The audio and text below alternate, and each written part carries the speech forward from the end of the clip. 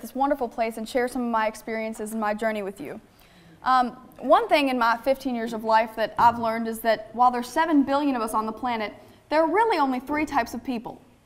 The people who make things happen, the people who watch things happen, and the people who say, "What happened?" I'm honored to be in a room with so many people in the first category and hope to solidly establish myself there too. Now, I know what one person who makes things happen can accomplish. So all evening I've been thinking about just how many people who make things happen can accomplish. And I'll tell you, when I was looking on the internet at your church, when I knew I was going to come speak to you, and when I was talking to your pastor tonight, I am amazed at the huge amount of work that you all do for the community. But what excites me most about you is not what you've already done, but your drive and passion to do even more, to be the best you can be, and to make this church and your community the best it can be, as well as the world the best it can be. And that's why I wanted to talk to you. You know, there are so many things to make happen, so many needs, so many wonderful causes, and so little time. Sometimes we need a list to prioritize just how we spend our time. Today I want to encourage each of you to start a new list and to put starting it at the top of your already long to-do list. Because it is a to-do list of sorts, but not for your day at work or productive weekend at home. The list I'm talking about is for the rest of your life, however long that may be. It's called a bucket list, a list of all the things you want to do before you kick the bucket. Now, where did the term bucket list even come from, you may wonder, as I did? Well, there's some disagreement about the term's origins, but some people believe it has to do with suicide by hanging and the act of literally kicking the bucket from underneath your own feet. But most people believe that that reference is flawed and incorrect. The most likely reason for the term is that the French word bûcher referred to the wooden contraption that animals were chained to before their death. And invariably, an animal's last act before their slaughter would be to kick the bûcher, or bucket. Now, as pleasant as those references are, what the term has come to mean today is a concept featured in the movie by the same name with Jack Nicholson and Morgan Freeman a few years ago. A list, quite simply, of all the must-do things in life before we kick the bucket. Now, I'm 15 years old, but I take this list very seriously. I have my list right here. Now, you may wonder, why on earth would I even have a bucket list? I'm not old enough to drink or drive yet.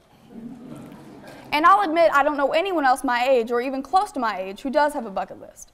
But I also don't know anyone else my age who has not only met the bucket, but gotten onto a first-name basis with it. I want to give you 10 reasons why you need a bucket list. Reason number 1. The bucket almost always sees you before you see it. It really has a knack for hanging out in your blind spot. Now, most of us don't have a plan for when we're finally going to meet it, and if we do pause to consider our own demise, we might like to picture ourselves so old we're too blind to see the bucket, so feeble we trip over it, or so thoroughly exhausted from having done and seen all we wanted to in life that we actually welcome it. But I've noticed that the bucket never waits until we're ready to make its appearance. I know it didn't wait for me to be ready in any of our close encounters. In March of 2002, I was diagnosed initially with leukemia, and then with something even worse, very severe aplastic anemia. My parents were told that I probably had 4 weeks to live. I was 5 years old. I guarantee you, I was not ready to die. That was 10 years ago, and guess what? I'm still not ready to die. But I do know exactly 32 things, and counting, that I'm sure I want to do before my final meeting with the bucket. So that's why at barely 15, I've already started checking things off. I know I don't have an infinite amount of time to get them done. Last summer, I checked off a big item by going to Alaska with Tori Murden McClure, the first woman to ever row across the Atlantic Ocean, solo. Let me share a few of the items on the current list with you. Graduate with better than a 4.0 from St. Francis High School is number 1. Number 14 is learn Spanish. Number 6, recruit at least 12 blood or platelet donors every year. Number 22, write a book. Number 11, spend a night in 21C. Number 30, is visit every continent. So yeah, spend a night in 21C, but then I want to spend a night in every continent. Number 24 is go to the Kentucky Derby and sit in a real seat. And number 31, Mr. Stuckel is very happy about this. Donate $1 million to Cosair Charities and another $1 million to Gilda's Club Louisville. Now, I know, that one may take me a while, but it's going to happen. Now, as wonderful as my list may sound, you may need a little more convincing to actually do your own. So here goes. Reason number 2 for having a bucket list. You need a plan. Virtually every great thing that has ever happened at least in part as a result of a plan, even inadvertently. Plans don't always lead us where we initially intend for them to, but they do typically get us moving. Consider how many people have a degree in one field and a career in a completely different one. Life plans are almost always a mixture of purpose and happenstance. Consider the fact that Columbus discovered America. He wasn't even looking for it. He was, well, lost. He thought he had reached India, thus the name Indians. He had a plan, a map, and despite the 4 failed attempts you see here, it turned out something pretty amazing, didn't it?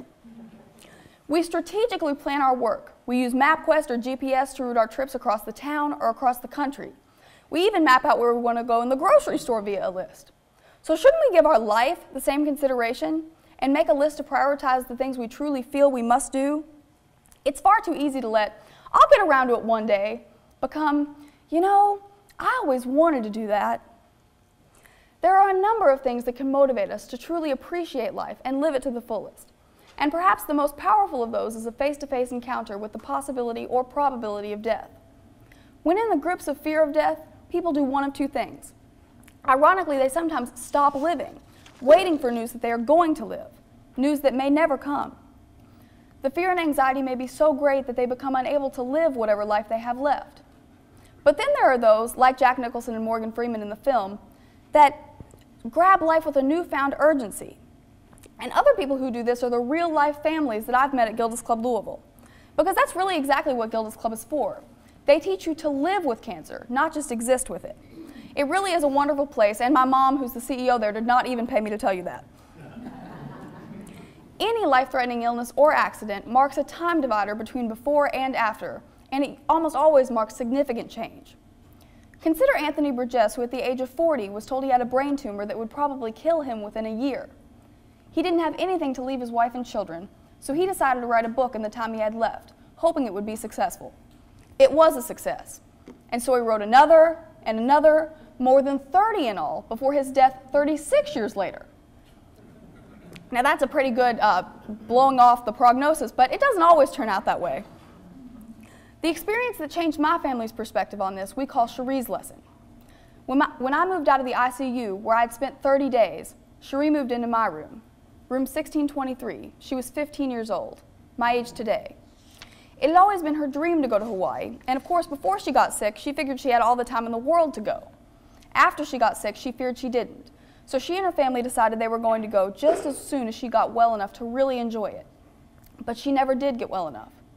Her family and friends did have a luau in her hospital room, but at that point she was in a coma and would never wake up again. Now Hawaii is on my bucket list, but at the time I was sick, I just wanted to go to Disney World, the most magical place on earth. But after hearing Cherie's story, my parents were not going to be dancing around my lifeless body in Mickey ears. So we went to Disney World with the Make-A-Wish Foundation, and 22 of our friends and family joined us for the Dragon Slayer celebration. I couldn't ride any big rides after the first day. My platelet pump-up only lasted that long. And I had to wear an IV backpack for most of the trip. So it wasn't the most glamorous or convenient trip. We even have a story of an IV pulse sticking out of our sunroof, but that's another story. It wasn't glamorous or convenient, I'll tell you that, but it was absolutely magical and so worth it. Reason number 3 for having a bucket list. Use the gifts you have. Don't waste them. Don't waste your love, your talents, your health, or your time. No matter how fast you run, it's easy to start running in circles. Time is the greatest gift we have in life, and we have a finite amount of it. You can always earn more money, but once time is spent, it is gone forever. Or as Marcus Aurelius put it more than 2,000 years ago, time is a stream in which there is no abiding. Yet in spite of this, we waste so much of it. We bide time, we pass time, we even kill time. And what we really need to do is cherish and use every bit of it. Reason number 4, be purposeful in how you spend your time. There is so much I want to do in life that I often joke about resenting the need to sleep. While I know it is valuable, no one near death ever said, "Gee, I really wish I'd slept more." No one. No one ever said, "I wish I'd spent more time at the office answering emails," or "I wish I'd spent more time watching TV." So imagine now what you might wish you had done more of and do more of it. Reason number 5. Last summer on the New York Times bestseller list, there was a book called The Happiness Project. And it makes the point that we cannot choose what we like. We can only choose what we do. So we need to choose to do what we like, do what we love, and do what we believe in. Think about it. Any of us can go choose to see an opera or a football game, but none of us can choose whether we really enjoy it or not. But of course, life is not all about pure enjoyment as we'd like it to be, trips to Hawaii or Disney World, and in fact, a pretty hefty chunk of our time is spent working, or in my case, studying. So it's important to do what you believe in. I go to St. Francis High School, and I believe it's the best high school in the world. I chose it. I had to convince my parents it was the right school for me and compete for the top scholarship that they only give to one student each year. I won it, and now, as you can tell, I don't miss any opportunity to tell others what a great school it is. It is the right school for me. Whether you're creating the 5D television, finding the cure to cancer, or working 9 to 5 to put food on the table for your family, whatever it is you do in life, if you believe in it, you will be happy doing it. No matter where you are, work to be the happiest you can be and take steps, risks, and leaps to be even happier. Practice what John Gardner calls the other side of but. Don't say, yeah, it was a sunny day, but it was really cold outside. Say, it was really cold, but it was a sunny day. One thing that lives solidly on the other side of but is something that many of us may believe in more than others. Miracles, which is reason number 6 and something I can stand by just by standing. Miracles. Believe in them, but don't just sit back and wait for them. The fact that I'm alive and thriving is nothing short of a miracle. I'm here to tell you that miracles do happen, but they don't just fall down from heaven into our waiting arms. You have to be willing to build a ladder, climb all the way up, and drag them back down if necessary. When I went into remission after 27 months of chemotherapy, the Courier-Journal ran an article titled, "Miracles Save 7-Year-Old Girl." My grandfather said, yeah, it's a miracle all right, and her name is Karen Morrison, my mom.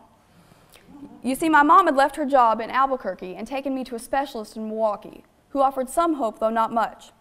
She went through training to administer IV meds to me so I could spend less time in the hospital. She even shaved her head with me so I wouldn't be bald alone. And when we couldn't find a bone marrow match for me anywhere in the world, she arranged legally and medically for her sister to serve as a surrogate for her because she had already had a hysterectomy and carried the baby that we hoped would be a bone marrow match for me. She was a perfect match and is now my 8-year-old sister Tegan, who's here with us tonight. I know, it's a crazy story. Such a crazy story, in fact, it was in the National Enquirer without our knowledge or permission. Believe me, the whole story would take much more time than we have here. But I can tell you this. You see, many people created my miracle. My parents, my sisters, my doctors, and those hundreds of strangers who donated blood and platelets, most of them people I will never meet. And I'd like to think that I contributed too. So I'm here to tell you to believe in miracles. Sometimes you have to believe in it before you can see it. And remember, life is not a spectator sport. Be an active participant in the miracles in your own life. Help create them, for yourself, your loved ones, and total strangers. Notice and nurture them. If a door opens, have the courage to step through it. And if it's closed, find the key or the fireman's axe. When it comes to the balance between good luck and hard work, I'm always one to say that hard work is what tips the scale, at least when it comes to miracles anyway. My mom has always taught me that obstacles are merely there to allow us to be creative. You know the old saying, if it were easy, anybody could do it. Now, reason number 7 is one my mom says all the time. Listen, Mom, you can do anything, but you can't do everything. A bucket list requires a lot of prioritization, and that's a tough one for me. I want to do it all and yesterday. One item on my bucket list was to become a certified scuba diver, which I did so 2 summers ago. So then I wanted to go on a real dive, and I suggested the Great Barrier Reef. My mom said, how about Florida? So she won, and Florida it was, but guess what? Great Barrier Reef is on my bucket list now. But you know, no matter how much I put on my bucket list, I do have to realize that everything can't be in my future, and that's where my bucket list comes in. Having it allows me to prioritize and remember that I can do anything, but it helps me narrow down everything to a reasonable anything. Reason number 8 for starting your own bucket list. It will improve your perspective. The young boy calls his dad and says, Dad, you know the big picture window in front of our house? Well, I broke the little one next to it. Here's another lesson in perspective for you, although that one's pretty good. I wish I was that clever. When I was 5, nearing my 6th birthday, I asked my mom, Mommy, 5 is pretty young to die, isn't it? Before she could answer, I added, well, I guess it might seem old to some people like Jillian, my then 3-year-old sister. But to most people, that's pretty young, right? She nodded, unable to find words to answer me. 5 is pretty young to die, but I knew it was a real possibility, even a probability. In fact, I was worried I would die so many years before my parents that we might have trouble meeting up in heaven. So I devised a plan and told them, meet me at gate 0. Don't forget, if I die first, I will wait for you there. 5 is pretty young to die. So is 55. If I can live to be 105, I will have lived in 3 centuries. Now, I'm not counting out that possibility, but I'm also not slowing down counting on it. I have so many items on my bucket list, and if my experience has taught me anything, it's not to wait on future opportunities when you can seize them today. So take that dream vacation. Take time to play. Remember to say I love you and seize every day. Make your list and start checking off boxes sooner rather than never. Because reason number 9 is you never know. As Forrest Gump says, life is like a box of chocolates, and you never know what you're going to get. But you know, at this point, I kind of thought I'd eaten all the yucky, gooey, nasty chocolates in my life's box, and earlier than most, too. But on November 25th, 2007, my heart stopped 7 times in one day. This time, I didn't just see the bucket, I nudged it. The first 3 times my heart stopped, we were in Sam's Club. My parents later switched our membership to Costco.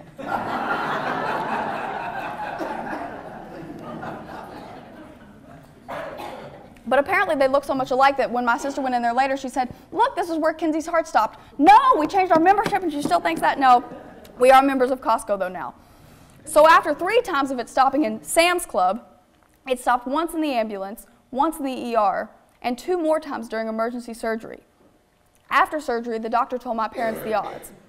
There was a 30% chance that I wouldn't make it through the week, a 30% chance I would survive, but with life-altering limitations, and a 30% chance that I would fully recover, but they wouldn't know that for at least a year. My teary-eyed math geek mother said, but what about the other 10%? Can we put that behind door number 3? Maybe we did, or maybe I justify the odds, but after 3 months I was taken off all medications and I was cleared in 5. But then 6 months after that, I was diagnosed with Graves' disease and had to have radiation of my thyroid. I'd been playing field hockey and doing everything an active teenager would do, and then suddenly I'm told, you can't walk up a flight of stairs, let alone run. But fortunately, my health roller coaster did not stop at that dip. 6 months later, in March of 2009, I ran my first Kentucky Derby mini marathon with my mom. Today I play field hockey and appreciate every game in practice, no matter how tired I am, and I am tired sometimes, but because I know that if the chocolates in my life's box had turned out just a little bit worse, I might never have been able to run again. Granted, as anyone in my family will tell you, I can't run really fast. Quick recall is my best sport. But I can run, and I do run precisely because I can. Finally, reason number 10 for creating your own bucket list. Life is short, but that does not mean that we don't have enough time to accomplish all that we want to. In fact, if we truly valued and used all the time we have wisely, we could accomplish far more than we likely ever imagined. Thomas Edison said, if we did everything we were capable of, we would astound ourselves. If we all had the perspective of a teenager I know who probably had months to live, or a young dad I know in his 40s who just underwent a bone marrow transplant with 50-50 odds of survival, we might set our bucket lists on fire, and I don't mean to destroy them. Like Jack Nicholson and Morgan Freeman in the film, we might get busy living. I'm here today in an effort to be that wake-up call without having to tell anyone about a terminal diagnosis. I hope you all listen, not only for what it could mean to you and your families, but for what it could mean to this community. Life is short, but don't say you don't have enough time. You have just as many hours per day as those given to Helen Keller, Gandhi, Mother Teresa, Martin Luther King, David Jones, Lindy Street, Dr. Kevin Cosby, Tory Merton McClure, Randy Coe, and Mr. Stuckel, just to name a few. With this much potential, a little fire under you could be revolutionary, terrifying and awesome at the same time. Start a list. I say start because it will never be finished until you are finished. The happiest people never stop wondering, discovering, creating, and laughing. In the end, I hope I'm so old I can't read my list, and I die knowing that I saw and did a whole lot, and accomplished something important too. When I was in Alaska with Tory Merton McClure this summer, I climbed with a group to the top of a cliff with a gorgeous cascading waterfall in Prince William Sound. When we were as high as the waterfall, I assumed this would be the point to go back down, especially considering that in front of us was a row of crowded trees and thorny bushes. But of course not. These people were so determined to get all the way to the top where no one else had ever been before. So determined, in fact, you'd think they hung out with ocean rowers. So we didn't stop there. We crawled through the thorny branches, busted our way through the crowded trees, climbing them when necessary, to eventually reach the top, a little scratched up but still intact. What we found there was something I couldn't have even imagined, the beautiful glacial river that had created the waterfall. Sometimes when we reach the waterfall in our lives, the point at which we are happy and feel like this is really good enough, we stop climbing. And having a bucket list in and of itself won't make us keep going. What makes us blaze through the obstacles and continue on the trail is what I call the bucket list state of mind. Now, I don't have 10 reasons for why you should have one of those. I just have one. Never consider the sky the limit. Remember, there are footprints on the moon. Thank you.